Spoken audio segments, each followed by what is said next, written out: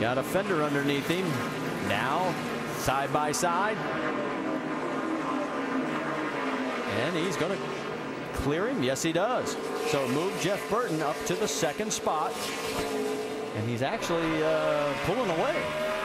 Yeah, and he will pull it. He has by far the fastest race car here, but was just noticing how hard he was trying to get in on the bumper of Jeff Gordon and trying to make that pass. But Jeff's got this car just almost that perfect tight that Rusty Wallace was talking about earlier today that you need. You've got to have it just enough tightness in the center to where you can really hammer the throttle on the exit, and that's what this 31 car is right now. Has been. Jeff going around the 71 of Hermie Sadler. He's now 2 laps down in 27th position.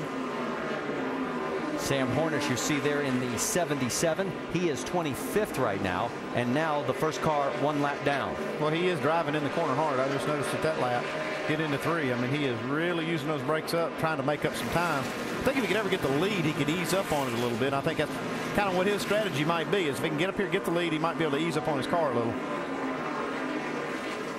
There you see the margin between first and second. Dale Jr., he's been good here. He's had 8 top 5s in 21 races. His best finish was back in October of 08 when he came home in 2nd place. Yeah, the only thing I'd caution with the 31 and driving that hard and using that much brake, you'll build up the air pressure in the right front tire. Then your car won't turn quite as good. And so you'll pay the price as you run a few laps. David Gilliland back out on the track as he gets past, put another lap down. Don't forget to go to Goodyear.com to show your thanks and help support our troops. Goodyear, the official tire of NASCAR. And now Dale Jr. coming up on the 38 of Travis Kvapil. A little further back, that's Montoya with Kyle Busch underneath him. It's the race for 5th. And right behind them, here comes Jimmy Johnson. Then Kevin Harvick and Denny Hamlin, your 3 points contenders. Doc, what's the latest you're hearing on the 48? Well, we talked about how Jimmy was going to be really good on short runs, and he has been good. The problem was the track has gotten tighter and tighter in the middle right there, and so they came in on the last stop and took some wedge out to free him up in the middle so he could work traffic better. Otherwise, he was stuck on the outside like he is right now behind the 77 car. He's been able to work traffic, but now he's got the inside filled with Kevin Harvick. And he's about to have it filled by Denny Hamlin as well, as Hornish tries to give him as much room and lets him get through. Well, that was really a good move by Sam Hornish. Saw these guys all racing hard, knowing that's the points leader. He did a nice job of giving them plenty of room to settle this between themselves. You sure? Maybe Denny would probably say, Sam, could you just stay there a little bit longer till I got past?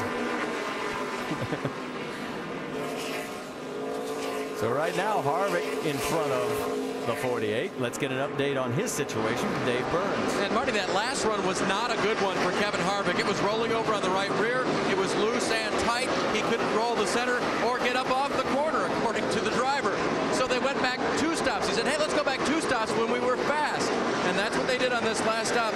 Gil Martin choosing to make a wedge adjustment, take it back out from what they had done a bit earlier. Jamie? And a little update on Denny Hamlin. You want to know how serious this guy is about winning a championship? I was in the hall this morning talking to his crew chief. Denny Hamlin calls on the phone and said, I had a dream about our setup, but I don't think it's right.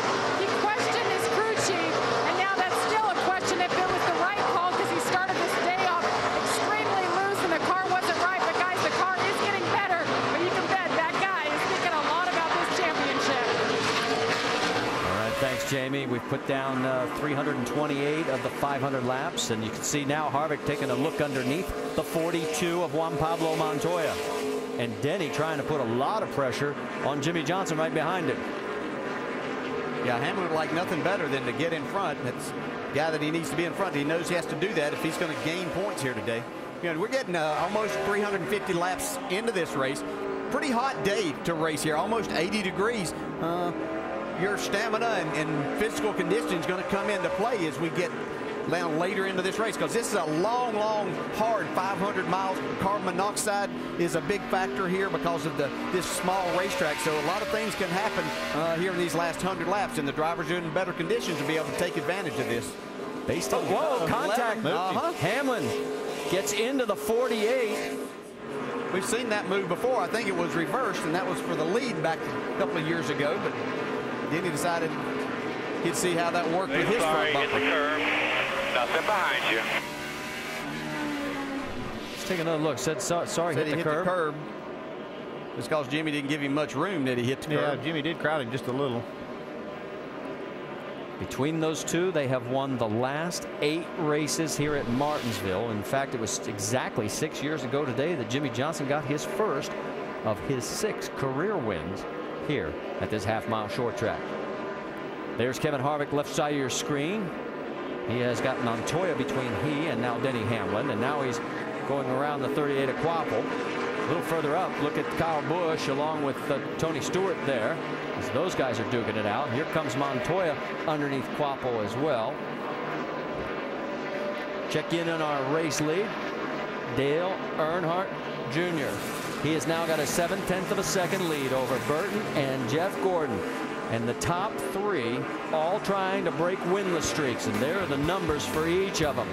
Maybe 88 is a lucky number for Dale Jr. today. Stay with us to find out.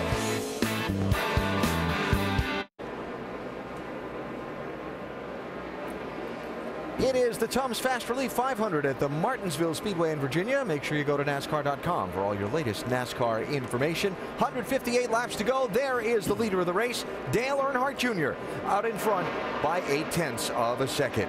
Jimmy Johnson trying to pass Juan Pablo Montoya here for the 8th position, and doing so. We talked on NASCAR Countdown earlier today about the relationship between driver and crew chief and the communication between them. Here's some communication between Jimmy Johnson and Chad Knaus a moment ago. We haven't really done much to the center lately. There's been more of a problem. Hurt the exit more. Kind of lost my forward grip with no gain in the center. Yeah, I can pretty well tapped out, but to you, man. It's up to you. You got to carry us the rest of the way, buddy. I'm sorry. With Rusty Wallace and Brad Daugherty. What do you make of that? Oh, man, let me tell you what, as a driver, I did not want to hear that answer from my crew chief. We did it in our countdown show. We did a deal where Chad Knaus basically said a thing he hates the very most about Jimmy Johnson if Jimmy just flat says, I don't know. Well, basically, as a crew chief, he just told Jimmy, I can't help you. I don't know. You're going to have to carry it yourself.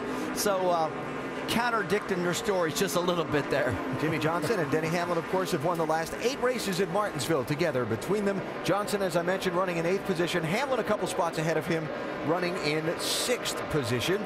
Hamlin started off the race from the pole, faded back to 15th. Brad made his way toward the front. Now he's shuffled back a little bit by strategy. He's shuffled back a little bit by strategy, but he's still got a really fast race car, and and at the end of the day, he is going to be in the mix as well as Jimmy Johnson. You're going to have to watch for those 2 guys because of their past history here. But both of the guys are running okay, not great, but they will work their way back up through the field, either through pit stops or just by running people down. And we talked with and about Jeff Gordon on Countdown and the long dry spell he's been on, his troubles last week at Charlotte, how this race was kind of a must-win for him if he had any hopes of getting back in this championship. Well, he's having a solid run, Rusty. He's having a fantastic run today. He's been in the front all day long. Right now, we got a caution. Caution? Greg Biffle.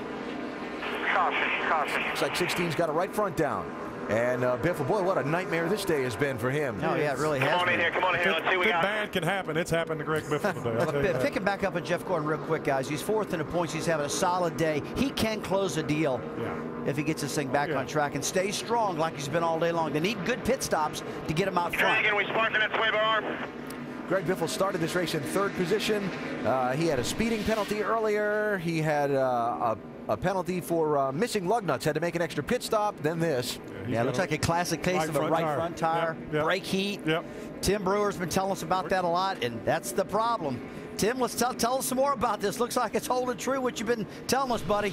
Hey, Rust, as you well know, when you over-abuse these brakes right here, you're going to build up the heat right here in this rotor. Well, the bead sets right here, so you're going to transfer that heat right in this area, and this is what the bead normally looks like. But after you abuse it, that's when the air pressure leaves the tire, and Rusty, you're on your own after that, buddy. Well, Tim, that's where the bead's supposed to stick to. When you make that area mad, that's what happens. It's not too good. They don't call it abuse for nothing, guys. That's right. Tim Brewer from our Craftsman Tech Garage. So pit road's going to be open this time, and it'll be Dale Jr., Jeff Burton, Jeff Gordon, Kyle Busch, and Kevin Harvick, the top 5 going in. The team's just given the extra man to go over the wall to take care of cleaning the windshield for the driver. And, of course, Greg Biffle in a little bit early to get that right front taken care of on that 16 car. Another bad day at Martinsville for the Biff, despite all the fun.